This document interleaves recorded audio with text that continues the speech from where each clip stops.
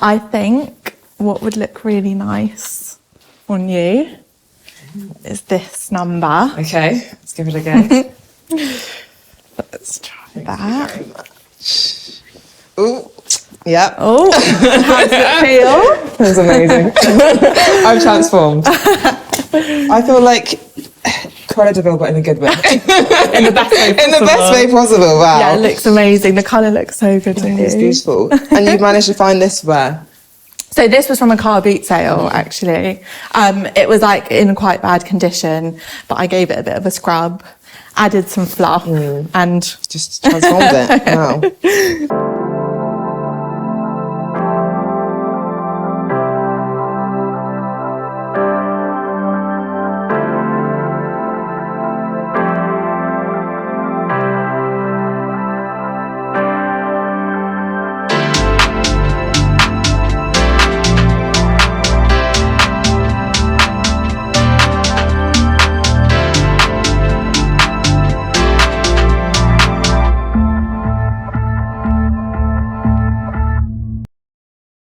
We're meeting one of my favourite designers, Maddie Sellers, founder of Senja By Maddie, at her North London studio.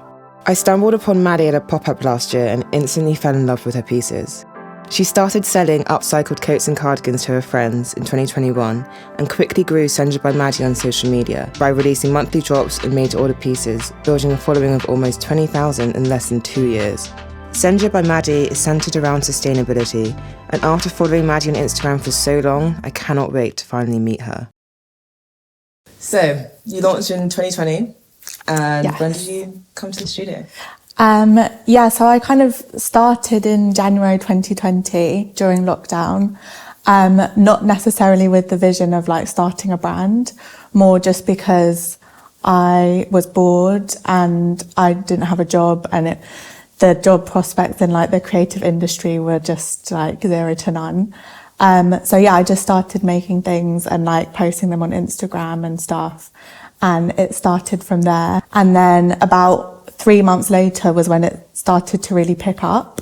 So I came to the studio in March 2020. So March 2020, that's like the thick of, or the beginning of lockdown. Yeah. So was that scary? Yeah, really scary. I mean, everything just felt so like up in the air. So it was just kind of like something to pass the time, really. It never felt like, oh, this is what I'm going to do now. Like I'm going to run my own business. It was more just like something to pass the time.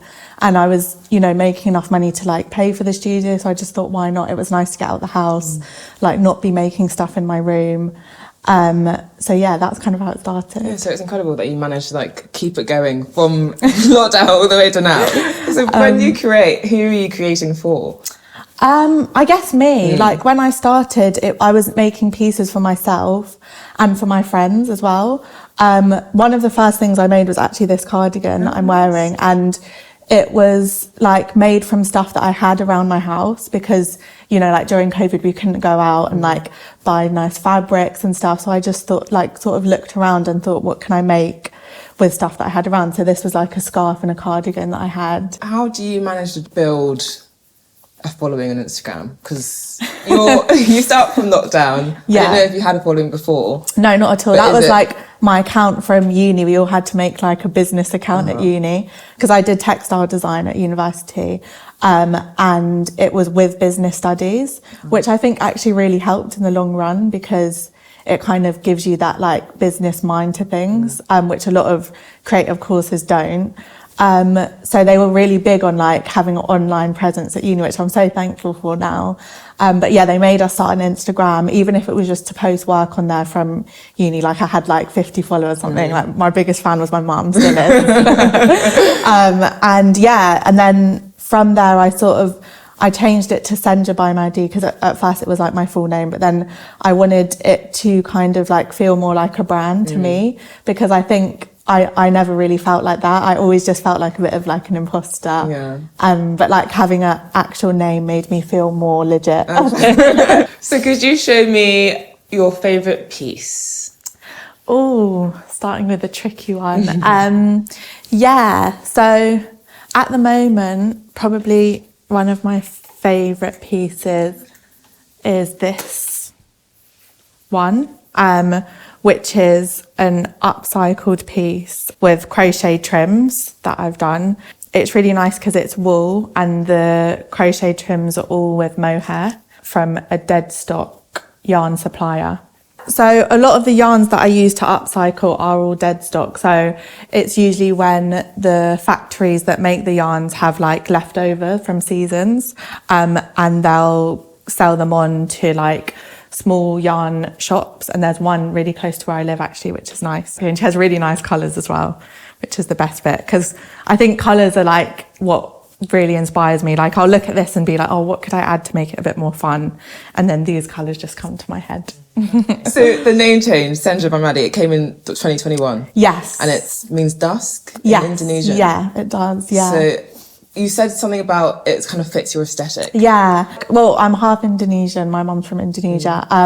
And it's always like, I've always gone to that like sort of side of my family for inspiration. And actually in university, I looked a lot at like traditional Indonesian textiles and stuff. And it's always just been a big part of like what inspires me. I don't know, it really like fuels my creativity, like when I think about those things. So I wanted it to be a word that like meant something to me.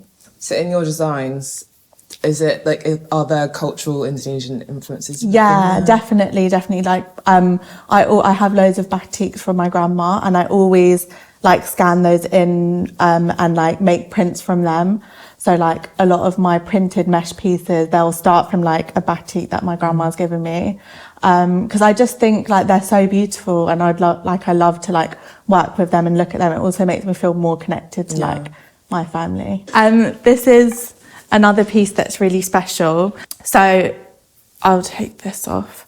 It's a top that I've used I've printed on using a heat press technique, and it's a technique that I've recently started working on. But basically you can paint onto any fabric and print it onto this mesh. So the fabric that I've used to paint on has been like old scraps of fabric, a lot from my grandma that she's given me, and then I've been able to print it on. And I've also used, like, you can kind of faintly see like photographs and stuff, so it kind of feels like, I don't know, kind of like a scrapbook, like a memory book of everything on there. And then I've also got some like flowers and senja, but you can literally paint on anything. Like these were actual roses that I painted on and then printed onto.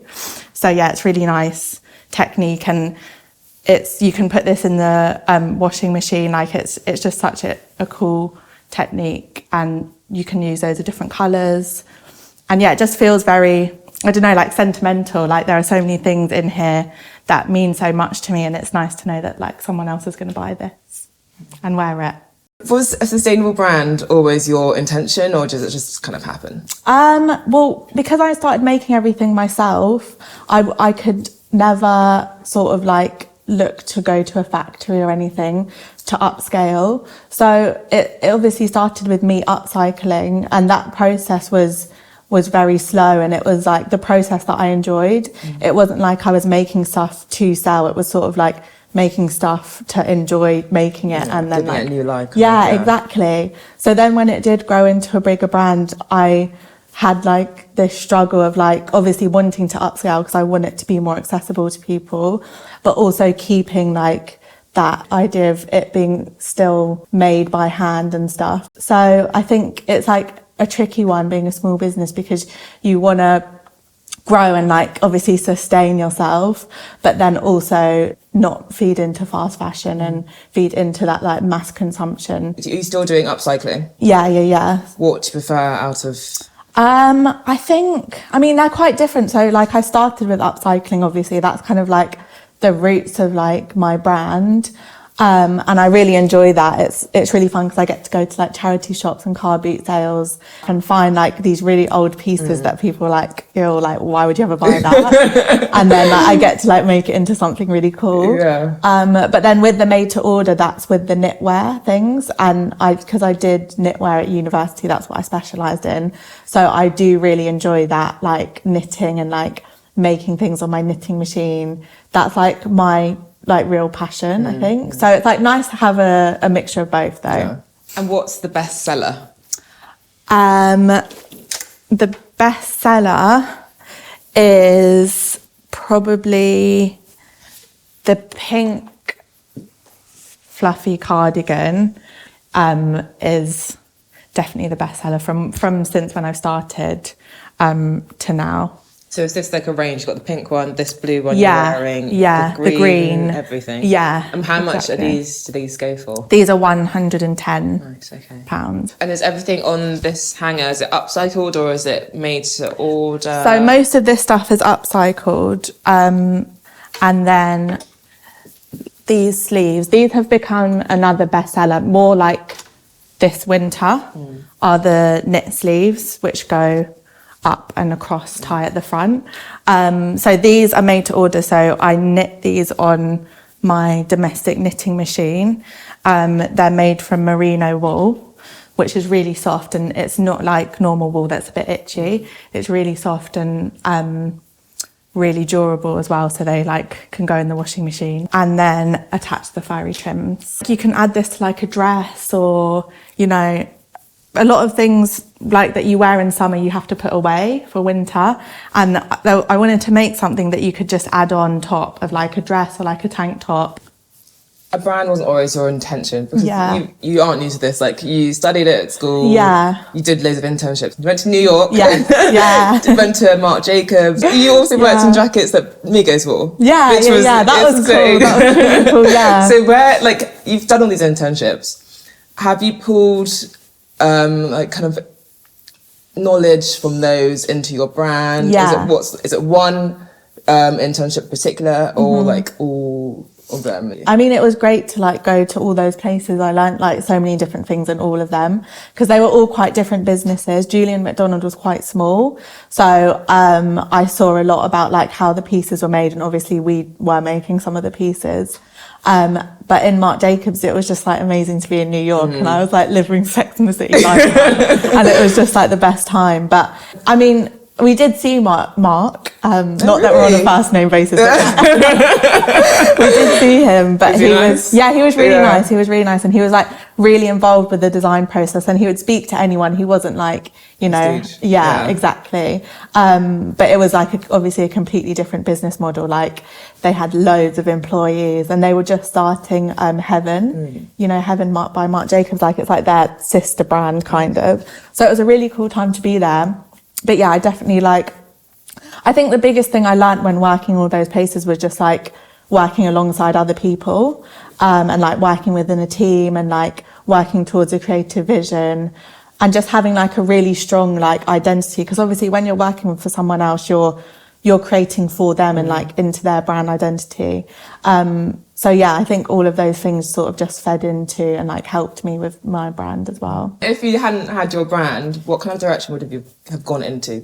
Yeah, I think probably like looking back, I would have just carried on doing like knitwear design for other companies. That's always what I thought I was going to do, and kind of like where I'd started after uni. So I sort of that's what I felt like I was going to carry on doing until Miss COVID came along, and I was like, no way. But I'm grateful though, because as you said, I never would have thought about starting my own brand. The coats are these, which are just kind of an extension of the cardigans.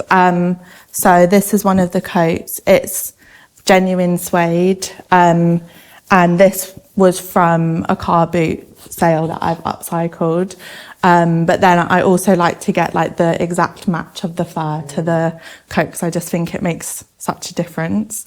How do you continue as a sustainable brand, and how do you kind of pull from your Indonesian culture? Well, even like when I was working at the other places and brands, like it was quite eye-opening to see how much waste and like excess clothes there were. So I think when coming into doing my own thing, I always knew that I didn't want to follow that, and I wanted to do something a bit different, because there's just so many clothes in the fashion industry. So I never make like 50 of something. It's sort of just like one of one pieces, or like with the made to order things, they are literally made to order, which, it's like no excess waste. With knitwear as well, it's all like shaped on the machine, so there's no like fabric wastage, and it's like a very, very sustainable way to make clothes. yeah, I think just like continuing with that, and also as well as like the earth and like making that sustainable, also like people and the people that you employ and making sure they're happy, because I think that's a very important part that brands sort of like they gloss over that part. Like it's so much about the people who are making your clothes. Are they happy? Are they getting paid? As well as obviously caring about the planet. When it comes to made to order, how long is the process? So my lead time for made to order pieces is 21 days.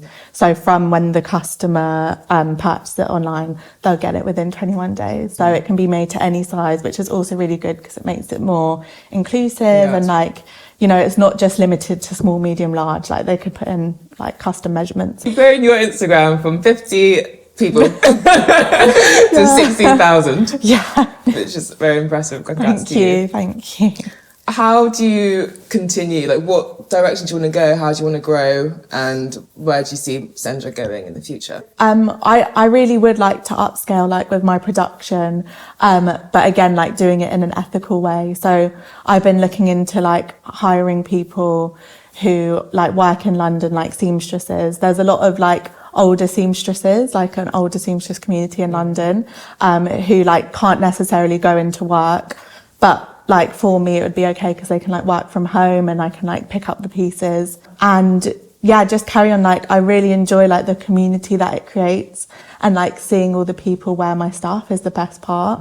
So yeah, just do that. I mean, I would just like love to grow it and like grow my team and like do more fun things, collaborate with other like artists, and yeah, just carry on. I want to be in it girl for the party. What kind of coat would you put me in? Okay, so I think what would look really nice on you is this number. Okay, let's give it a go. Let's try that. Very much. Ooh, yeah. Oh, how does it feel? That's amazing. I'm transformed. I feel like credible, but in a good way. In the best way possible. In the best way possible, wow. Yeah, it looks amazing. The colour looks so good on you. It's beautiful. And you managed to find this where? So this was from a carboot sale, actually. It was like in quite bad condition, but I gave it a bit of a scrub, added some fluff, and just transformed it. Wow. How does it feel? Just amazing. Yeah. Thanks, Maddie. I feel like you get a whole new persona when you put it on. It's the fluff. Yeah, the fluff always does it. Wow. Okay. Beautiful. Yeah. So we've got the silk lining. Yeah. That is a lucky find, or Super soft. You put it back No, in? that was a lucky find. Good. Some of them, sometimes the lining's a bit like dishevelled, but it's one thing I always look for, that like the inside is in really good condition, because you want what's close to your body to feel really nice. Yeah, exactly. definitely.